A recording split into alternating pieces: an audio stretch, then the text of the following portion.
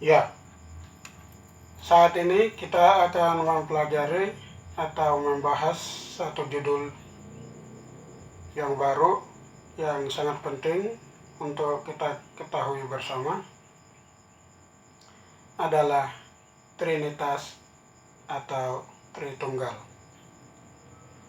Pertanyaannya adalah, apakah Trinitas itu tercatat di dalam Alkitab? Atau sejak kapan ada Trinitas itu? Perlu saya jelaskan bahwa kata Trinitas tidak ada di dalam Alkitab. Tapi sistem Trinitas ada di dalam Alkitab. Trinitas bukan nanti ada di Perjanjian Baru, tetapi Trinitas sudah ada di dalam Perjanjian Lama. Oleh sebab itu, mari kita selidiki dan kita membahas lebih lanjut. Sebelum kita masuk ke judul Trinitas, kita membahas dulu satu ini. Adalah perlu kita mengetahui tentang wilayah pembahasan. Artinya, di dalam Alkitab ada 3 wilayah pembahasan. Apa saja 3 wilayah pembahasan itu? Yang pertama adalah wilayah kemanusiaan. Yang kedua adalah wilayah Alkitabiah. Dan yang ketiga adalah wilayah kealahan. Bagaimana masing-masing wilayah pembahasan ini perlu kita ketahui agar nantinya kita dapat memahami apa yang dijelaskan di dalam Alkitab. Di sini adalah wilayah kemanusiaan. Dan yang kedua adalah wilayah Alkitabiah. Dan yang ketiga adalah wilayah kealahan. Kita akan memperinci masing-masing ketiga wilayah ini, bagaimana prosedurnya agar menuntun kita untuk memahami isi Alkitab dengan baik dan benar. Kita lihat di sini adalah wilayah Alkitabiah. Yang berikut adalah wilayah kemanusiaan. Dan yang ketiga adalah wilayah kealahan. Saudaraku, perlu ketahui bahwa di dalam Alkitab ada hal-hal yang kita tidak mengetahui secara kemanusiaan. Saya ulangi, di dalam Alkitab ada hal-hal yang tidak kita ketahui secara wilayah kealahan. Dan ada hal-hal yang kita bisa mengetahui secara wilayah kemanusiaan. Artinya, apabila di dalam Alkitab ini ada hal-hal yang kita tidak bisa memahaminya, kita akan golongkan ke wilayah kealahan. Tetapi apabila ada hal-hal yang kita memahaminya, kita memasukkannya ke wilayah kemanusiaan. Artinya, apabila hal-hal itu tidak bisa kita pahami, kita tidak bisa memaksakan, karena itu adalah wilayah kealahan. Dan kita tidak boleh membahas apa yang tidak tercatat di dalam Alkitabiah ini, sehingga kita tidak melanggar aturan kealahan yang terdapat di dalam Wahyu pasal 21 ayat 18 dan 19. Sehingga kita dengan cermat mengamati apa penjelasan Alkitab yang sebenarnya, apakah itu masuk ke wilayah kealahan atau masuk ke wilayah kemanusiaan. Kemudian kita masuk ke topik yang berikut, yaitu posisi kemanusiaan. Di dalam posisi kemanusiaan ini, kita gunakan untuk membahas apa yang dimaksud dengan Trinitas itu. Tapi terlebih dahulu kita mengetahui dulu bagaimana posisi kita sebagai manusia.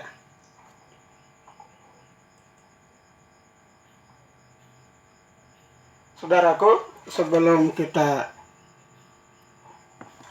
melanjutkan, kita ikuti dulu yang satu ini.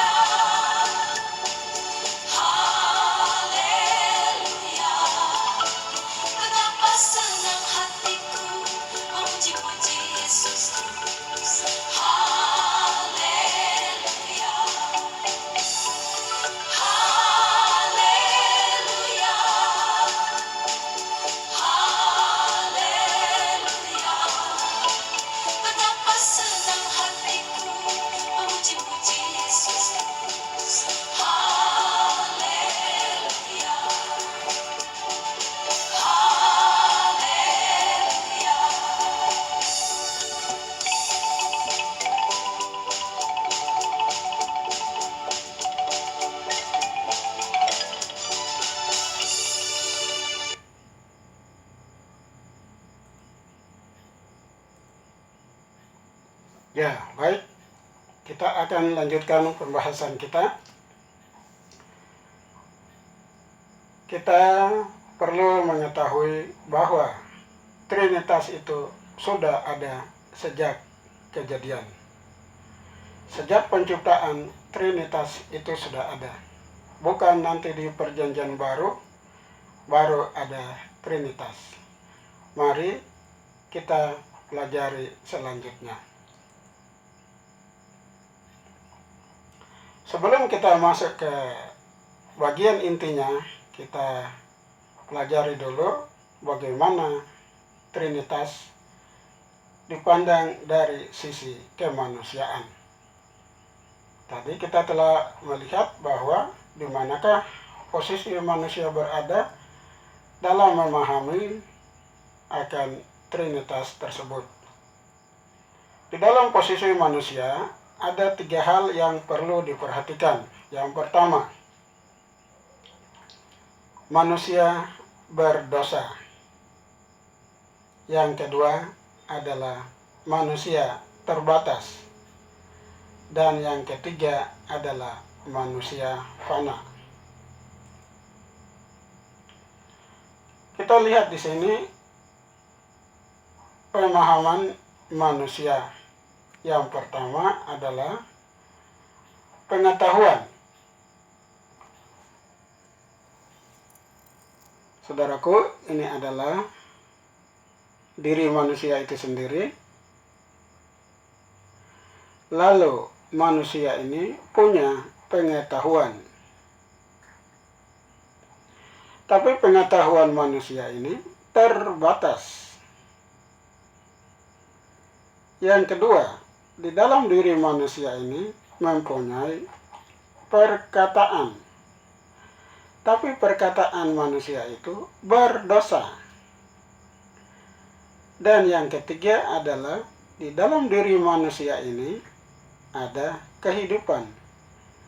Tapi kehidupan manusia ini dia fana. Saudaraku, pertanyaannya adalah begini. Apakah manusia ini jadi 3 manusia? Atau dia tetap satu manusia? Tetapi kita boleh mendapatkan jawaban bahwa manusia ini hanya 1 orang. Dan manusia satu ini mempunyai 3 peran. Tapi peran ketiga ini adalah sebatas manusia berdosa, manusia terbatas, dan manusia fana. Itu adalah pemahaman manusia tentang Trinitas.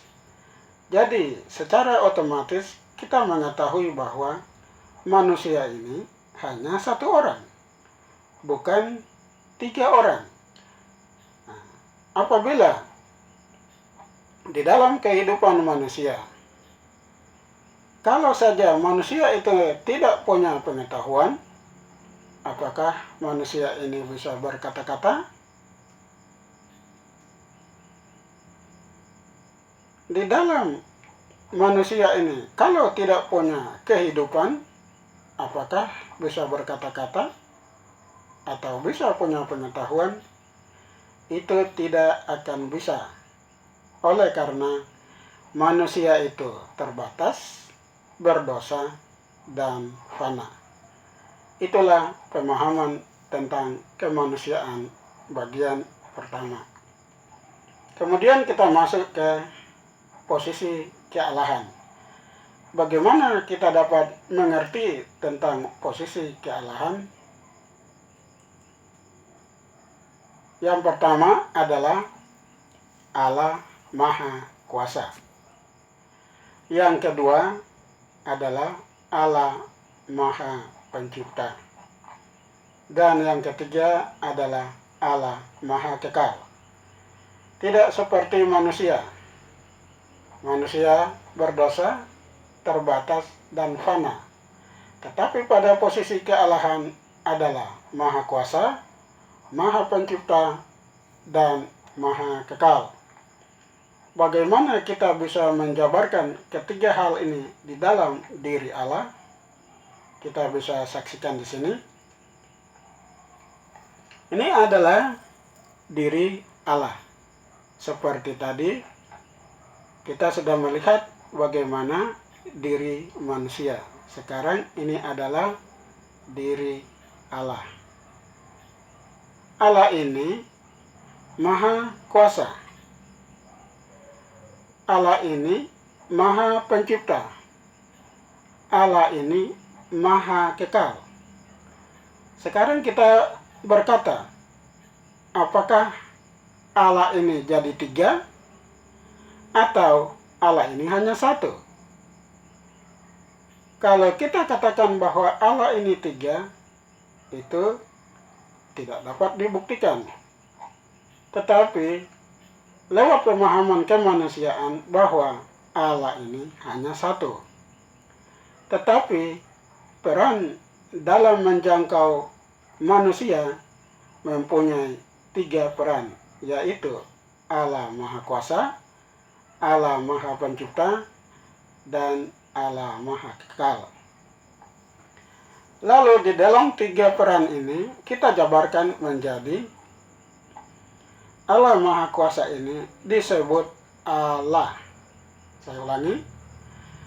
Yang pertama adalah Allah itu Maha Kuasa disebut dengan kata Allah. Kemudian yang kedua adalah Allah Maha Pencipta disebut dengan firman Allah. Saya ulangi. Allah Maha Pencipta dijabarkan menjadi firman Allah. Dan yang ketiga adalah Allah Maha Kekal. Allah Maha Kekal ini dijabarkan menjadi Roh Allah. Di mana tertulisnya, saudaraku? Kita dapat baca di dalam Kejadian 1 ayat 1 sampai 2 dan Yohanes 1 ayat 1 sampai 3. Itu adalah bukti dari Trinitas yang sudah ada sejak penciptaan. Kita lanjutkan lagi. Apakah di dalam perjanjian baru disebut sebagai apa? Yang pertama, Allah ini tadi kita telah pelajari bahwa Allah Maha Kuasa, Allah Maha Pencipta, dan Allah Maha Kekal. Lalu kita jabarkan menjadi Allah Maha Kuasa ini menjadi Bapa, Allah Maha Pencipta ini menjadi Anak, dan Allah Maha Kekal menjadi Roh Kudus. Saudaraku, apakah diri Allah ini tiga? Oh tidak, Allah ini tetap satu, tetapi peran untuk menjangkau manusia harus mempunyai tiga peran. Mengapa tiga peran? Karena manusia terbatas, berdosa, dan fana. Oleh sebab itu, Allah mempunyai cara-cara bagaimana menjangkau manusia yang berdosa. Jadi, menjadi Bapa, Anak, dan Roh Kudus. Kita bisa baca di dalam Matius 28 ayatnya yang ke-18 dan 19. Jadi, Bapa, Anak, dan Roh Kudus tertulis di Perjanjian Baru Matius 28 ayat 18 sampai 19. Itu adalah penjabaran daripada Trinitas di dalam Perjanjian Lama dan di dalam Perjanjian Baru. Jadi, tidak benar kalau Trinitas itu baru dicetuskan di dalam Perjanjian Baru. Tetapi Trinitas itu sudah ada sejak penciptaan. Apa bukti daripada pemahaman kealahan di dalam Alkitab? Saudara nanti boleh membaca. Pada saat Yesus dibaptis, ada ayat-ayatnya. Matius 3 ayat 17 sampai, ini kesalahan penulisan. Nanti saudara boleh teliti. Markus 1 ayat 11 sampai 12. Lukas 3 ayat 21 sampai 2. Yohanes 1 ayat 32. Saudara bisa selidiki lagi di dalam Matius 17 ayat 2 sampai 3, Markus 9 ayat 2 sampai 4, dan Lukas 9 ayat 28 sampai 31. Saudara, itu adalah bagaimana cara bekerjanya Allah untuk menjangkau manusia yang berdosa, manusia yang terbatas, dan manusia yang fana menggunakan kealahan, kemahakuasaan Allah untuk menjangkau manusia. Sehingga Allah bukan tiga, tapi Allah mempunyai tiga peran untuk menjangkau manusia. Itulah saudaraku sedikit pembahasan tentang Trinitas. Kiranya ini dapat menambah wawasan Anda pelajari lebih jauh, Anda pelajari lebih dalam, Anda akan memahami bagaimana cara kerja daripada Allah, kemahakuasaan Allah untuk menjangkau manusia. Jadi, Trinitas itu tidak tercatat di dalam Alkitab, hanya istilahnya ada di dalam Alkitab, yaitu tiga peran kealahan untuk menjangkau manusia. Saudaraku, saya telah membahas fakta dan bukti yang benar berdasarkan firman Allah di dalam Alkitab. Ikuti terus Senegik Channel dan jangan lupa subscribe. Demikian materi pembahasan saya. Terima kasih. Tuhan memberkati.